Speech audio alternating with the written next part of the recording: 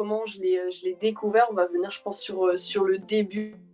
Alors moi, c'est du jour au lendemain, vraiment du jour au lendemain où j'ai vraiment commencé à avoir les premiers symptômes, on va dire, mais inconnus pour moi, parce que pour moi, c'était juste des petites phases où je me disais, je suis peut-être trop fatiguée. Ça a vraiment commencé par la fatigue. Pourquoi? Parce que je dormais très peu, forcément, parce que je buvais énormément, que ce soit du sucre ou du sucré ou du non sucré. Forcément, j'urinais beaucoup, donc j'allais beaucoup de fois aux toilettes, donc forcément, j'étais très, très, très, très embêtée avec ça. J'ai commencé vraiment à sentir la fatigue petit à petit s'installer, mais pas au point de m'inquiéter. Après, vraiment, les premiers symptômes qui sont arrivés, ça a été aussi j'ai eu pas mal de petits boutons d'infection, d'aphte dans la bouche. Ça, forcément, c'est causé par l'hyperglycémie. Ça commence à s'installer aussi, mais pas encore assez inquiétant pour moi à ce moment-là. En tout cas, je cachais, hein, je pense, mon inquiétude et je voulais pas peut-être le faire transparaître auprès de mes proches, mais de plus en plus faible. Et je pense que les symptômes, je les ai gardés pendant 1 mois et demi, 2 mois. Et ce qui s'est passé, c'est que j'ai été avec ma belle famille au ski. Et là, c'était vraiment la débandade, quoi, parce que je buvais tout ce qui passait. Et je me souviens, je pouvais même pas aller skier parce que quand je montais sur les pistes, j'avais toujours envie de faire pipi. Donc c'était drôle, mais pas drôle parce que voilà, il y a un truc qui allait pas. Et je m'étais prise en photo. En fait, on avait un spa là-bas et j'ai vu à ce moment-là que j'étais vraiment amaigrie. Vraiment et très fatiguée, très creusée.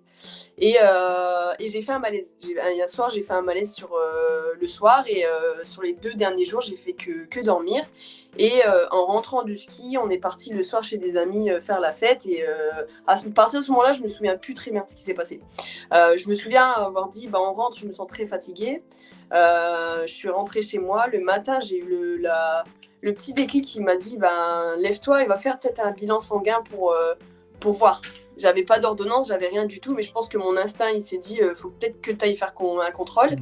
Et j'ai été chez le labo, on m'a fait ma prise de sang, mais en fait ce moment-là je me souviens pas très bien, on me l'a redécrit en fait.